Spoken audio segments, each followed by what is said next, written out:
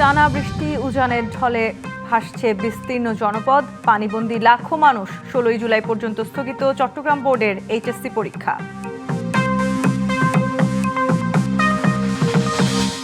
জনগণের দোরগোড়ায় স্বাস্থ্যসেবা পৌঁছে দিতে চায় সরকার, বললেন প্রধানমন্ত্রী। 1 লাখ স্বাস্থ্যকর্মী ও 25,000 মিডওয়াইফ নিয়োগের প্রক্রিয়া চলছে। দিল্লি থেকে দেশকে অস্থিতিশীল করার চেষ্টায় শেখ হাসিনা, মন্তব্য নাহিদের। গণভোটের রায় বাস্তবায়নের কথা রাখেনি সরকার, অভিযোগ জামায়াত আমিরের। 71 নিয়ে বিতর্কিতদের ক্ষমা চাওয়া উচিত। ক্র্যাকডাউনের আগে স্বাধীনতার ঘোষণা দিতে রাজি হননি শেখ মুজিব, মন্তব্য মুক্তিযুদ্ধ মন্ত্রী ও স্পিকারের। দেখছিলেন মার্কেন্টাইল ব্যাংক সংবাদ শিরোনাম। এবার জানাবো খবরের বিস্তারিত। আপনাদের সাথে আছি তাসনুভা তন্নি। টানা বৃষ্টি, উজানের ঢল আর জোয়ারে ভাসছে চট্টগ্রামের বিস্তীর্ণ জনপদ। পানিবন্দী হয়ে মানবেতর জীবন কাটাচ্ছেন জেলার অন্তত 4.5 লাখ মানুষ।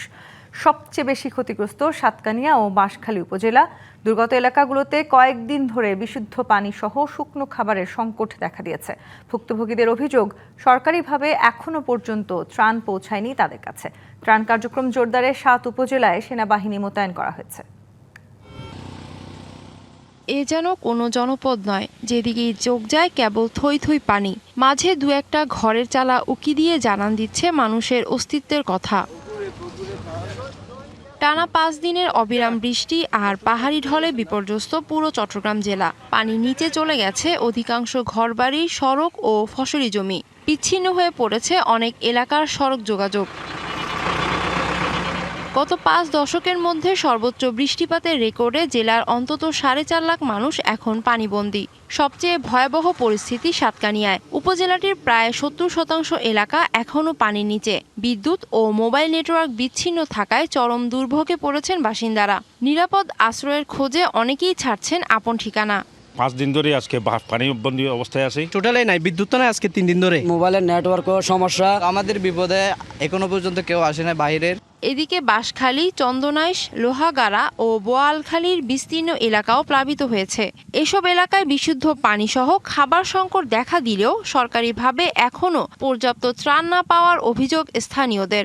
আজকে প্রায় 3 দিন ধরে খাবার পানি পাচ্ছি না। কষ্ট মানে কি, অনেক কষ্ট। এখানে তো মনে করেন পানির জন্য তো বাইরে হতে পারছি না। গরু ফার্মের মধ্যে পানি ঢুকে গেছে, গরু নিয়ে অনেক কষ্ট আছি। 3,000 থেকে 3,500 পরিবার এখানে পানিবন্দী আছে। জেলা প্রশাসন মনে হয় সাতকানিয়া ঢুকছে, কি দিচ্ছে না দিচ্ছে আমরা পাই নাই, কিন্তু আমার কেউ যদি একটু দেখলে শোনা এটা আমাদের জন্য ভালো হবে। তবে জেলা প্রশাসনের দাবি, দুর্গত মানুষের প্রয়োজন অনুযায়ী সহায়তা পৌঁছে দেওয়া হচ্ছে। নৌকাও যাওয়া সম্ভব হচ্ছে না যে সমস্ত জায়গায়, সে সমস্ত জায়গায় স্পিডবোটগুলো আমরা দ্রুত পেলে আমরা অপারেশনের কাজ শুরু করব। আমাদের প্রায় 670টি আশ্রয়কেন্দ্র প্রস্তুত করা আছে। সেই আশ্রয়কেন্দ্রে তাদেরকে আমরা রাখবো, তাদের জন্য সেখানে শুকনো খাবারের ব্যবস্থা থাকবে। এদিকে বন্যা পরিস্থিতি মোকাবিলায় চট্টগ্রামের 7 উপজেলায় মোতায়েন করা হয়েছে সেনাবাহিনী। সেনা মোতায়েন করা হয়েছে। যে বন্যা পরিস্থিতি অবনতি ঘটেছে, এখানে ওনারা মূলত রেস্কিউ এবং ত্রাণ বিতরণ দুইটা কাজে আমাদেরকে সহায়তা করার জন্য ওনাদেরকে ডিপ্লয় করা হয়েছে। টানা বৃষ্টি কমলেও অনেক এলাকায় এখনও পানি নামেনি। তাই দুর্গত মানুষের প্রত্যাশা, দ্রুত পর্যাপ্ত ত্রাণ সহায়তা পৌঁছে দিয়ে তাদের দুর্ভোগ লাঘবে কার্যকর উদ্যোগ নেবে সংশ্লিষ্টরা। DBC news desk. বৈরী আবহাওয়ায় 16 জুলাই পর্যন্ত চট্টগ্রাম শিক্ষা বোর্ডের এইচএসসি ও সমমান পরীক্ষা স্থগিত করা হয়েছে। একথা জানিয়েছেন প্রধানমন্ত্রীর উপদেষ্টা মাহদি আমিন। তিনি জানান, পরিস্থিতি বিবেচনায় ডিসিদের সঙ্গে আলোচনার পরিপ্রেক্ষিতে এই সিদ্ধান্ত নেওয়া হয়েছে। শনিবার বিকেলে প্রধানমন্ত্রীর কার্যালয়ে এক সংবাদ সম্মেলনে মাহদি আমিন জানান, প্রধানমন্ত্রী তারেক রহমান বিভিন্ন জেলার ক্ষয়ক্ষতি ও পার্বত্য অঞ্চলে পাহাড় ধস সহ বন্যা কবলিত এলাকার খোঁজ খবর রাখছেন। পরিস্থিতি সামাল দেওয়ার বিষয়ে তদারকিও করছেন প্রধানমন্ত্রী। এছাড়া তারেক রহমানের নির্দেশে দুর্গত এলাকায় কাজ করছে বিএনপির নেতাকর্মীরা।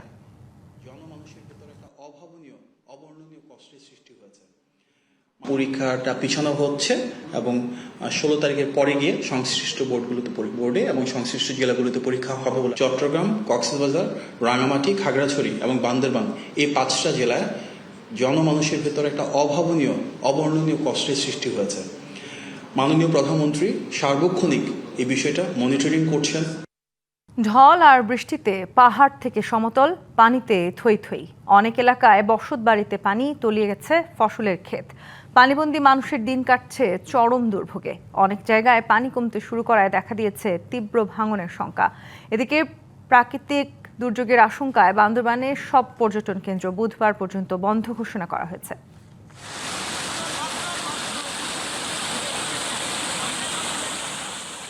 চারদিকে পানি, মাঠঘাট, সড়ক আর জনপদ সবকিছু যেন এক বিস্তীর্ণ জলসারির অংশ হয়ে গেছে। টানা বৃষ্টি আর উজানের ঢলে বহু নিম্নাঞ্চল এখনো প্লাবিত। কোথাও বাড়িঘরে পানি, কোথাও ডুবে আছে ফসলি জমি। সব মিলে থমকে গেছে স্বাভাবিক জীবনযাত্রা। অতিবর্ষণে রাঙামাটির বিভিন্ন স্থানে পাহাড় ধস ও নিম্নাঞ্চল প্লাবিত হয়েছে। বাঘাইছড়ি, বিলাইছড়ি ও জোড়াছড়ি উপজেলার ৩০টি গ্রামে পানিবন্দী প্রায় ২০,০০০ মানুষ। ২০৪টি আশ্রয় কেন্দ্রে অবস্থান করছে ৩৫,০০০-এর বেশি মানুষ।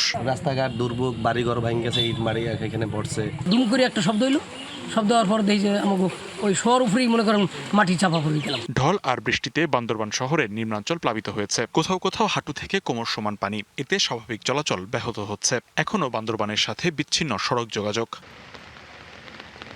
খাগড়াছড়িতে মাইনী ও চেঙ্গি নদীর পানি কমতে শুরু করায় বন্যা পরিস্থিতির উন্নতি হচ্ছে। একই সঙ্গে ধীরে ধীরে স্বাভাবিক হচ্ছে সড়ক যোগাযোগ। হবিগঞ্জের কুশিয়ারা, সুতাং ও খোয়াই নদীর পানি বাড়ায় তলিয়েছে যমুনাবাদ, আউশপাড়া ও সুলতানশী সহ আরো বেশ কিছু নিম্নাঞ্চল। পানিবন্দী কাটছে এসব এলাকার মানুষের জীবন। হয়ে গেছে, আমরা বাড়ি ঘর থাকা মা সমস্যা দেখা দিছে। বাচ্চা চালু আমরা অসহায় পড়ছি, আমরা কই যাইমু। মাঠ রাখা, বাড়ি ঘর, লালমনিরহাটে তিস্তার পানি কিছুটা কমলেও ভোগান্তি কমেনি। চরাঞ্চলে সবজির ক্ষেত তলিয়ে গেছে। তীব্র ভাঙনের শঙ্কায় দিন কাটছে তিস্তা পাড়ের হাজার হাজার মানুষের। ঢলের তোরে শেরপুর, গাজীর খামার, নালিতাবাড়ির প্রায় ১০০ মিটার অংশ ধসে নদীগর্ভে বিলীন হয়েছে। বাকি অংশে ঝুঁকি নিয়ে পারাপার হচ্ছে যানবাহন। ঝিনাইগাতী উপজেলার ৩টি ইউনিয়নের অন্তত ২ থেকে ৩ কিলোমিটার পাকা রাস্তা ক্ষতিগ্রস্ত হয়েছে। পাহাড়ি ঢলে ভাঙে গেছে, মনে করেন যে রাস্তাঘাট এটা যে গাড়ি ঘোড়া চলতেছে, যে না দিলে চলাফেরা অসুবিধা। এটা যেন প্রতিরোধ করা হয়, এখানে দৃশ্যমান একটা কাজ দেখানো হয়, এই আশাবাদ আমরা ব্যক্ত করছি। বৈরী আবহাওয়ায় বিপর্যস্ত উপকূলের কিছু এলাকাও। ভোলার বিচ্ছিন্ন দ্বীপ উপজেলা মনপুরায় জলাবদ্ধতা সৃষ্টি হয়েছে। প্রায় ২০,০০০ মানুষ পানিবন্দী। নিম্ন আয়ের মানুষের মাঝে দেখা দিয়েছে খাদ্য সংকট। লিখন কাতি ভৌমিক, ডিবিসি নিউজ ডেস্ক। বন্যার পানি শুধু বাড়িঘর ডোবায় না, ডোবায় স্বপ্ন। কক্সবাজারের চকরিয়ায় টানা ভারী বর্ষণে ১১টি ইউনিয়নের প্রায় ৫ থেকে ৬ লাখ মানুষ এখন পানিবন্দী।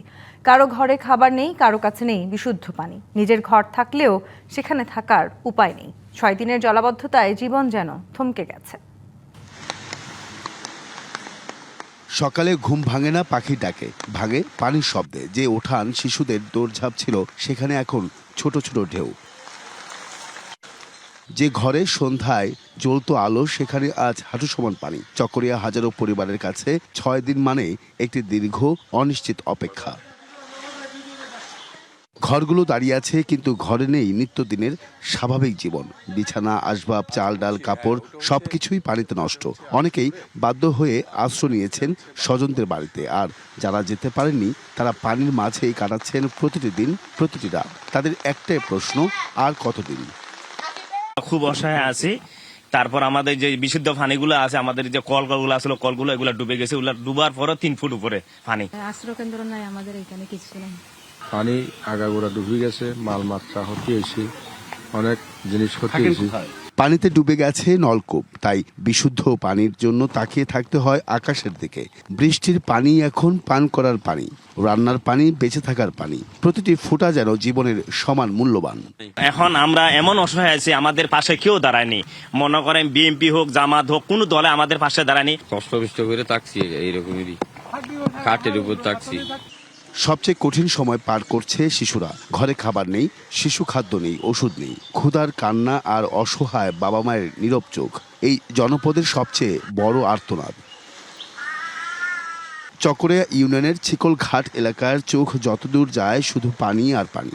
মসজিদের বারান্দা, স্কুলের শ্রেণীকক্ষ, বাজারের দোকান সবকিছুই পানির নিচে। এখানে এখন মানুষের প্রতিদিনের যুদ্ধ কোনো শত্রুর বিরুদ্ধে নয়, পানির বিরুদ্ধে।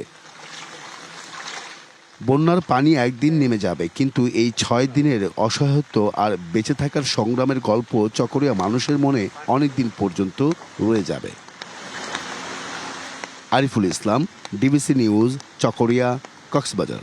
ঢাকায় বৃষ্টি কমলেও বাড়ার শঙ্কা আছে ময়মনসিংহ, রংপুর, রাজশাহী, সিলেট জেলায়। সেই সাথে বরিশাল, চট্টগ্রাম বিভাগের কোথাও কোথাও মাঝারি থেকে অতি ভারী বর্ষণ হতে পারে। আর সোমবার থেকে কেটে যাবে মেঘাচ্ছন্ন ভাব। নিয়মিত ব্রিফিংয়ে জানিয়েছে আবহাওয়া অফিস। জানানো হয় সারা দেশে দিন এবং রাতের তাপমাত্রা প্রায় অপরিবর্তিত থাকবে এ সময়। ঢাকায় আর অতি ভারী বৃষ্টির পূর্বাভাস নেই। জানানো হয় সাগরে সৃষ্ট লঘুচাপটি দুর্বল হয়ে গেছে। মৌসুমী বায়ুর প্রভাবে 4 সমুদ্র বন্দরকে 3 নম্বর স্থানীয় সতর্ক সংকেত দেখাতে বলা হয়েছে।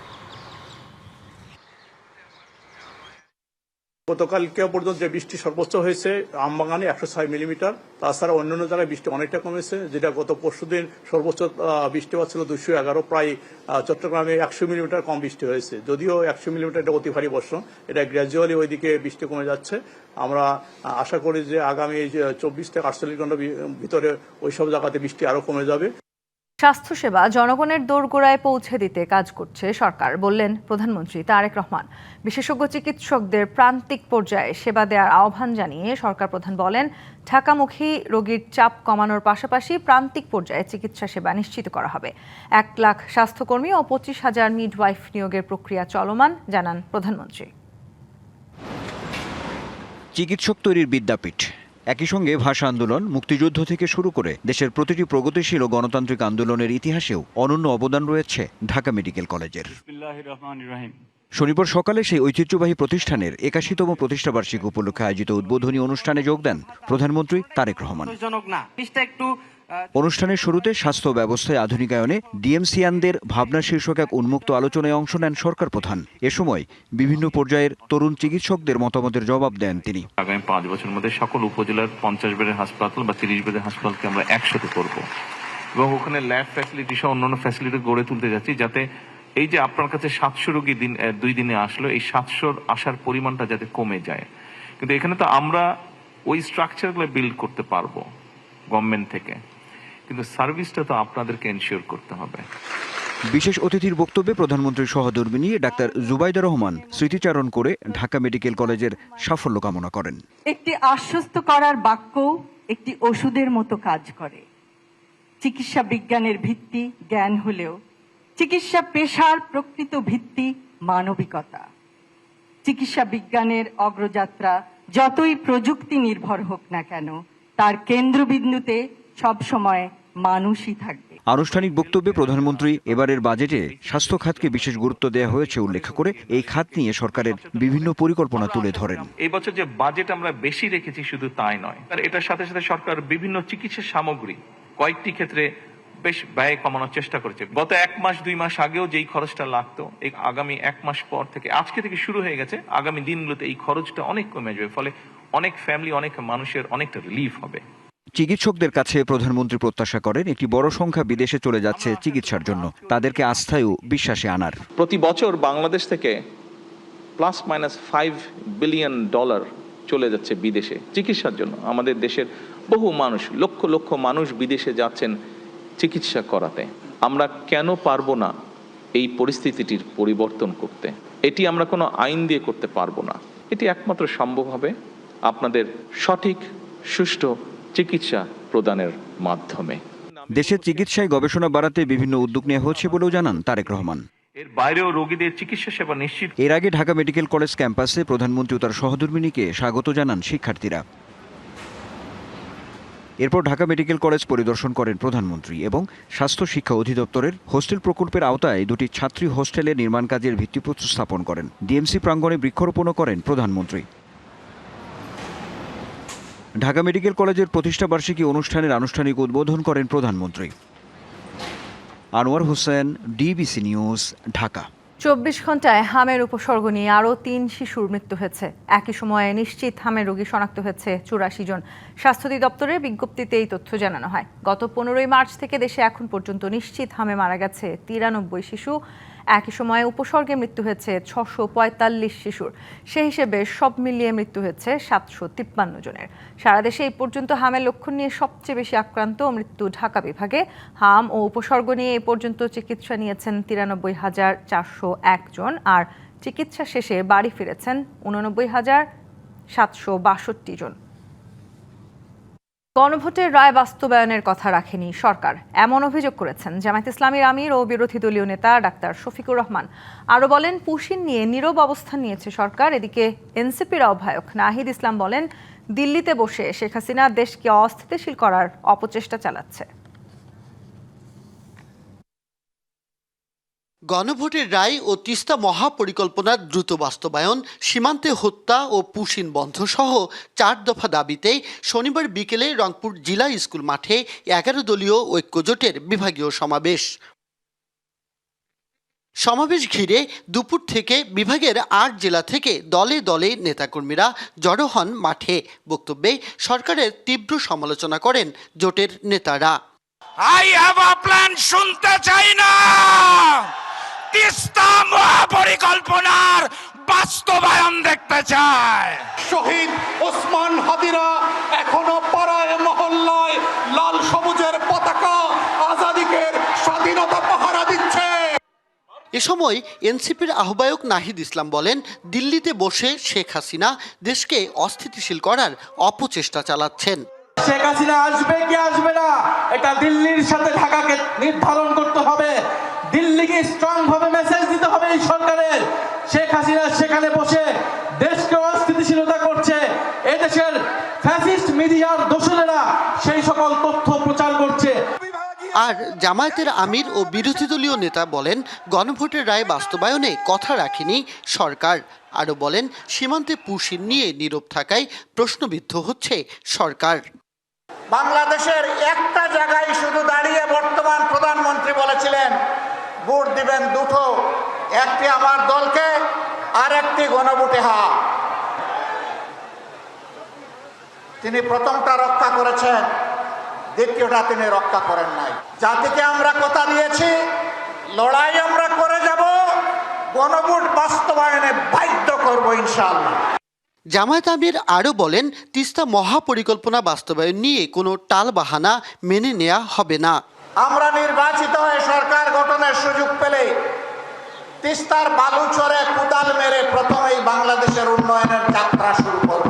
Majed Masud, DBC news, Rangpur. জাতিকে ঐক্যবদ্ধ করতে 71 নিয়ে বিতর্কিতদের দায় স্বীকার করে ক্ষমা চাওয়ার আহ্বান জানিয়েছেন মুক্তিযুদ্ধ বিষয়ক মন্ত্রী অ্যাডভোকেট আহমেদ আজম খান। আর স্পিকার হাফিজউদ্দিন আহমদ দাবি করেন, ক্র্যাকডাউনের আগে অনুরোধের সত্ত্বেও স্বাধীনতার ঘোষণা দিতে রাজি হননি শেখ মুজিবুর রহমান। মুক্তিযুদ্ধে ইস্টবেঙ্গল রেজিমেন্টের ভূমিকা শীর্ষক এই আলোচনা সভার আয়োজন করে অবসরপ্রাপ্ত সেনা কর্মকর্তাদের সংগঠন রাওয়া। এতে যোগ দেন জাতীয় সংসদের স্পিকার, মুক্তিযুদ্ধ মন্ত্রী সহ সাবেক সেনা সদস্যরা।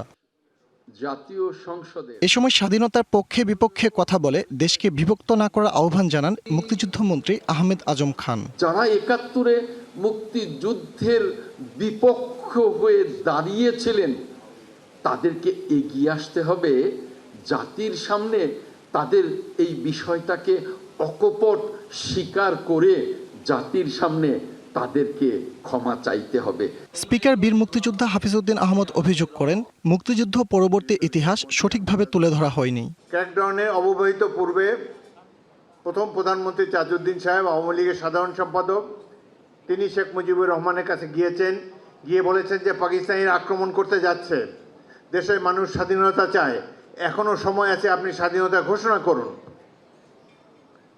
শেখ মুজিবুর রহমান সাহেব বললেন যে না, আমি বিচ্ছিন্নতাবাদী হতে পারি না, পাকিস্তান ভাঙাতে আমার কোনো অবদান থাকুক এটি আমি চাই না। ইস্টবেঙ্গল রেজিমেন্টটি মুক্তিযুদ্ধের সময় প্রতিরোধের ভিত্তি গড়েছিল বলেও মন্তব্য করেন স্পিকার। ফজলে রাব্বি সৌরভ, ডিবিসি নিউজ, ঢাকা। দিনাজপুর সদরের দাইনুর সীমান্তে একই পরিবারের 4 সদস্যকে পুশিনের চেষ্টা করেছে বিএসএফ। বিজিবির বাধার মুখে তারা শূন্য রেখায় অবস্থান করছে। এছাড়া জয়পুরহাট ও লালমনিরহাট সীমান্তে 5 জন নারী ও এক বৃদ্ধকে পুশিনের চেষ্টায় ব্যর্থ হয়েছে। বিকেলে দিনাজপুর সীমান্তে ওই 4 জনকে ফিরিয়ে নেয়ার বিষয়ে বিজিবির সাথে বিএসএফের সমঝোতা ছাড়াই বৈঠক শেষ হয়। এরপর থেকে তারা শূন্য রেখায় অবস্থান করছে। এদিকে জয়পুরহাট সদর উপজেলার পশ্চিম রামকৃষ্ণপুর সীমান্তে ভোর 4টার দিকে দুই নারী সহ ৩ জনকে বাংলাদেশে পুশিনের চেষ্টা চালায় বিএসএফ। টের পেয়ে গ্রামবাসী তাদের আটকে বিজিবিকে খবর দিলে এই প্রচেষ্টা প্রতিহত করা হয়। এছাড়া লালমনিরহাটের পাটগ্রাম সীমান্তে পুশিনের সময় ৩ জন নারীকে আটকে দিয়েছে বিজিবি ও এলাকাবাসী। তবে তাদের সঙ্গে থাকা আরও ৬ জন বুড়িমারি রেল স্টেশনে গিয়ে ট্রেনে করে পালিয়ে যায়। এদিকে বান্দরবানের নাইক্ষ্যংছড়ি সীমান্তে আলাদা অভিযানে মিয়ানমারের ১১ নাগরিককে আটক ও ৩ জনকে পুশব্যাক করেছে বিজিবি।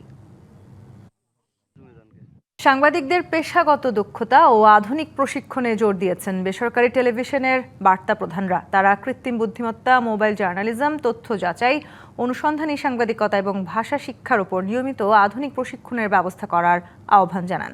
সকালে ঢাকা রিপোর্টার্স ইউনিটিতে বেসরকারি টেলিভিশনের বার্তা প্রধানদের সঙ্গে মতবিনিময় সভায় এসব কথা জানান তারা। সাংবাদিকদের পেশাগত দক্ষতা বৃদ্ধি, বস্তুনিষ্ঠ সংবাদ পরিবেশন এবং আধুনিক গণমাধ্যম বিষয়ে জ্ঞান উন্নয়নের ধারাবাহিক প্রশিক্ষণের তাগিদ দেন। একই সঙ্গে নিরপেক্ষতা বজায় রেখে দক্ষতা বৃদ্ধি, তথ্য প্রাপ্তির সুযোগ নিশ্চিত করা এবং পেশাগত মানোন্নয়নে ডিআরইউ এর আরও কার্যকর ভূমিকার উপর গুরুত্ব আরোপ করা হয়। ডিআরইউ নেতারা বলেন, সদস্যদের মতামতকে গুরুত্ব দিয়ে সংগঠনের কার্যক্রম পরিচালনা করা হবে। আপনাদের হাতে, আমরা সেটা চাই যে আরেকটু ভালোভাবে সেই মর্যাদাকে আপনারা আফোর্ড করেন, এই কামনা করছি। আমার এই সংগঠনের যে গর্বের জায়গাটা সেটা হলো এই যে বাংলাদেশের মধ্যে এই একটি মাত্র সংগঠন আমি যেটাকে মনে করি যে এখানে অ্যাক্টিভ রিপোর্টাররা এখানে কাজ করে। আপনারা নিজস্ব ক্যামেরা দিয়ে যেটা প্রধানমন্ত্রী প্রেস উইংস থেকে করা হয়, আমরা তাৎক্ষণিকভাবে নিউজও ধরাতে পারবো। আমাদের ডিজিটাল প্ল্যাটফর্ম যাদের আছে তারাও কাজটা করতে পারে। দক্ষিণ এশিয়া থেকে শুরু করে পূর্ব এশিয়ার বিস্তীর্ণ অঞ্চলে দেখা দিয়েছে প্রাকৃতিক দুর্যোগের তাণ্ডব। জাপানে আঘাত এনেছে কয়েক দশকের মধ্যে সবচেয়ে শক্তিশালী টাইফুন বাভি। এগিয়ে যাচ্ছে তাইওয়ানের দিকে। তবে চীন সহ বিভিন্ন দেশে এরই মধ্যে পড়েছে টাইফুন বাভির প্রভাব। দেশটিতে 10 লাখেরও বেশি বাসিন্দাকে নিরাপদ আশ্রয়ে সরিয়ে নেওয়া হয়েছে। এরই মধ্যে ফিলিপিন্সে এর প্রভাবে নিহত হয়েছে অন্তত 15 জন। এশিয়ার বিভিন্ন অঞ্চলে দেখা দিয়েছে মৌসুমী জলবায়ুর প্রভাব। জাপানে আঘাত হেনেছে টাইফুন বাভি। শনিবার এর প্রভাবে দেশটির সাকিশিমা দ্বীপে শুরু হয়েছে ভারী বৃষ্টি। এর আগে শুক্রবার ফিলিপিন্সে বাভির প্রভাবে ভূমিধসে প্রাণ গেছে অন্তত 15 জনের।